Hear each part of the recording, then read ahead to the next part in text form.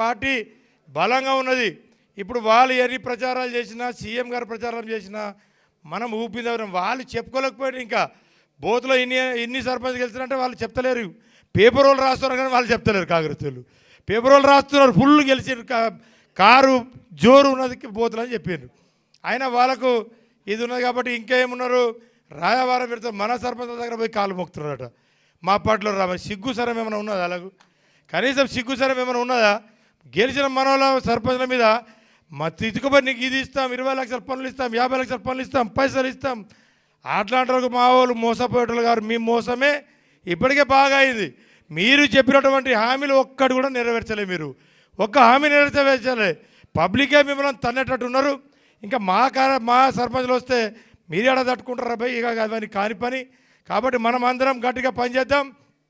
రాబోయే రోజులలో మనసారే కేసీఆర్ సారే మనసారే ముఖ్యమంత్రి అయ్యేటోళ్ళు కాబట్టి తప్పకుండా మనం ఇదే దానితోని ఇదే ఊపుతోని మనం ముందుకు పోదాం. ఇక డెవలప్మెంట్ విషయంలో ఇక మీరు అందరికీ తెలుసు, ఏ మంత్రి అయినా రాని, సీఎం అయినా రాని, మన నియోజకవర్గంలో మనమే ముఖ్యమంత్రి, మనమే సీఎం, మనమే అని మనమే గవర్నమెంట్. ఎవరికి రానిచ్చలేదు నా కొడుకులకు. తప్పకుండా మనం అందరం ముందుకు ఉండి తప్పకుండా ప్రతి పని మనం చేసుకోవాలి. మనం ఎమ్మెల్యే కాబట్టి ఏం భయపడద్దు. తప్పకుండా అది వాళ్ళకు కూడా తెలుసు. వాళ్ళు ఏని సృష్టించినా కానీ ఏం చేసినా వాళ్ళకి రానిచ్చడం లేదు. తప్పకుండా బోతు గడ్డ ఇప్పుడు కాదు, 2001 నుంచి ఎప్పుడైతే కేసీఆర్ సార్ జెండా పాతి పెట్టిండో అప్పటి నుంచే మన బోతు గడ్డ టీఆర్ఎస్ గడ్డ. ఇప్పటి వరకు కూడా ఎవరు అడుగుపట్టలేదు. నేను ఒక కేసీఆర్ సార్ మొట్టమొదటి మీటింగు నిర్మల్లో పెట్టినప్పుడు అప్పుడు ఎవరు లేకుండే, నాయకులు లేరు, లీడర్ లేరు, ఎవరు లేరు. 2002 మీటింగ్ పెడితే అప్పుడు కొందరు యువకులే బహిరంగ సభ నిర్మల్లో పెట్టిండ్రు. అప్పుడు నేను డిగ్రీ చదువుతున్నా, అప్పుడు ఫస్ట్ ఇయర్ నిర్మల్లో.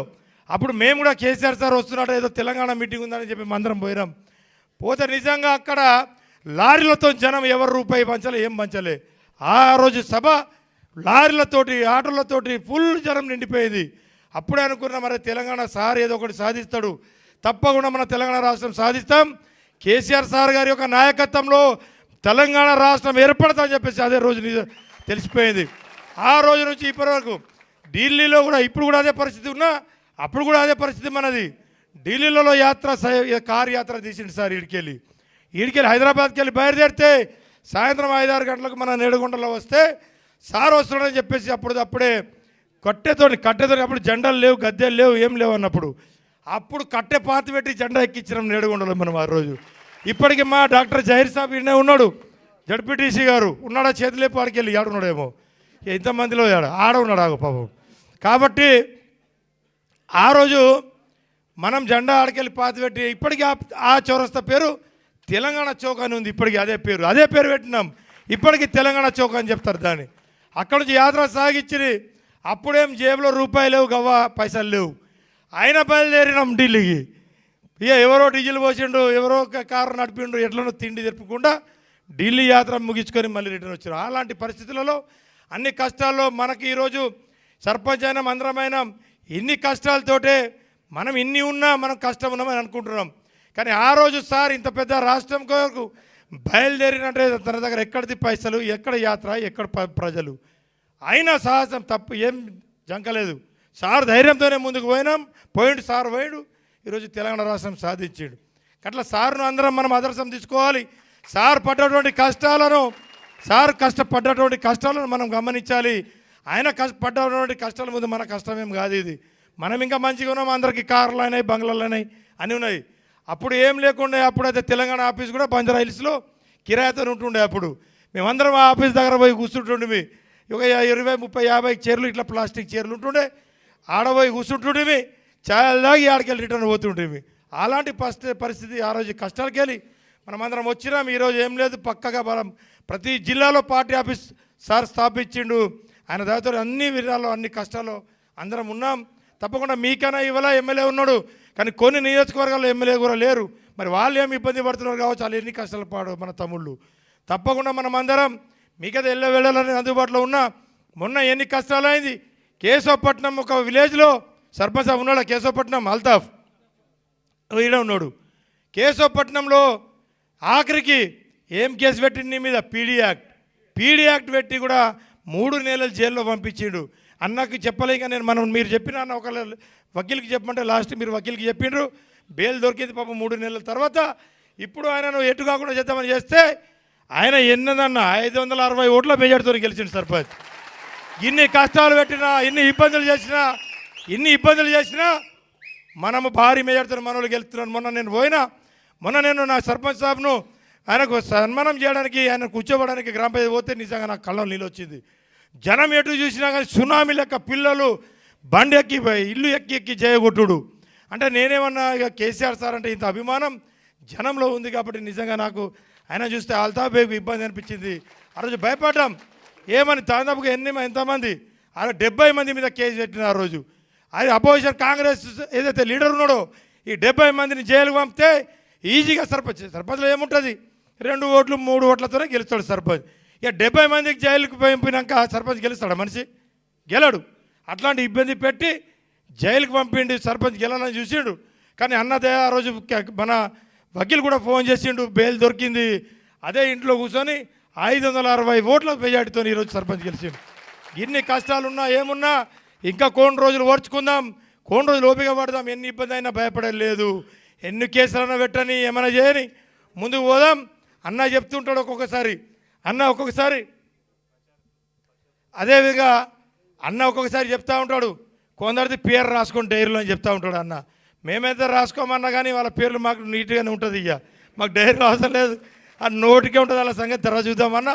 తప్పకుండా రాబోయే రోజులలో మనము తప్పకుండా ఈ యొక్క కష్టాలు నష్టాలు అన్నీ ఉన్నా అన్న ఎన్ని కష్టపడుతున్నాడు. మనం ఒక మాట మాట్లాడితే ఒక్కొక్క కేసులు పెడితేనే మన ఇబ్బంది అవుతాం, ఏడ కేసులు పెడతారని చెప్పేసి మనం ధర్నాలకు కూడా కొన్నిసార్లు పోతలేరు. కానీ అన్న ఎన్ని ఇబ్బందులు గురవుతున్నాడు. పత్రికలో దొంగరాతలు రాపిస్తున్నారు, ఇది అది అని బూటకపు మాటలు, బూటకపు దెబ్బలు, ఎన్ని దెబ్బలు అన్న. నిజంగా నేను ఒక్కొక్కసారి ఆలోచిస్తున్నాం. సోషల్ మీడియాలో అన్ని మీడియాలలో అన్నని ఎన్ని ఇబ్బంది అంటే మానసికంగా గురి చేయడానికి ఇవన్నీ ఏం లేవు, అన్ని తప్పులే. కాకపోతే మానసికంగా ఒక కేటీఆర్ అన్నకు ఒక ఇబ్బంది పెడితే, మానసికంగా దెబ్బ కొడితే ఆయన ఇంటికాడ కూర్చుంటే పార్టీని ఇబ్బంది పెట్టచ్చు అని చెప్పేసి ఈ విధంగా ఇబ్బంది పెడతా ఉన్నారు. నువ్వు ఎంతమంది ఇబ్బంది పెట్టినా, మా వాళ్ళని జైలుకు పంపించినా కానీ మిమ్మల్ని కదా విడిచిపెట్టలేదు. ప్రజలు తరిమి కొట్టే రోజులు దగ్గర పడుతుంది బిడ్డ, మీరు జాగ్రత్త పడి ఉండాలని చెప్పేసి ముందు మీరు ఇచ్చినటువంటి హామీలను నెరవేర్చండి. మమ్మల్ని తిట్టుడో, మా కార్యకర్తల మీద ఇబ్బంది పెట్టుడో, మా కార్యకర్తల మీద తప్పుడు ప్రచారం చేసుడో, మా నాయకుడి మీద తప్పు రాతలు తప్పు కూతలు కూర్చోడో కాదు. మీరు ఫస్ట్ ప్రజలకు ఇచ్చినటువంటి హామీలు నెరవేర్చండి. ఈరోజు మొదటి మన పెద్ద సార్ వచ్చినట్టు అసెంబ్లీకు సార్ వెళ్ళిపోయిన తర్వాత 0 వారంలో మాకు సమయం ఇస్తే మేము అన్న కూడా హైదరాబాద్ వచ్చినప్పుడు సోయా మన నెడగుండ లక్కంపూర్ జినింగ్లో సోయా చూసినాం. అదే విషయం ఈరోజు నేను అసెంబ్లీ వేదిక కూడా మాట్లాడినా. రైతులు రైతే రాజ్యం, రైతే దేశానికి వెన్నెముక అంటున్నారు. అన్నం పెట్టే రైతు ఈరోజు 2 నెలల నుంచి పడిగాపులు కాబట్టి చలి మంటలు పెట్టుకొని పంటలు అమ్ముకోలేక ఇబ్బంది పడుతూ ఉన్నారు. ఖచ్చితంగా పంటలు కొట్టని తర్వాత మా నాయకులను విమర్శించాలని చెప్పేసి ఈరోజు కూడా నేను మన అసెంబ్లీలో మాట్లాడడం జరిగింది. ఈ విధమైనటువంటి ఇబ్బందులు మనకేమో తప్పకుండా ప్రజలు ఆ రోజు ఏంది, ఈ నా కొడుకులు ఈరోజు పంటలు తెచ్చి మార్కెట్లో పెడితే కూడా కొంటలు రైతులది. కానీ ఆ రోజు మన నాయకుడు కేసీఆర్ గారు కరోనా సమయంలో ప్రతి ఊరికి కాంటాలు ఏర్పాటు చేసి పంటలు కొన్నారో లేదో ఒకసారి మీరు ఆలోచించాలని చెప్పేసి కూడా ఈ సందర్భంగా తెలియజేశారు.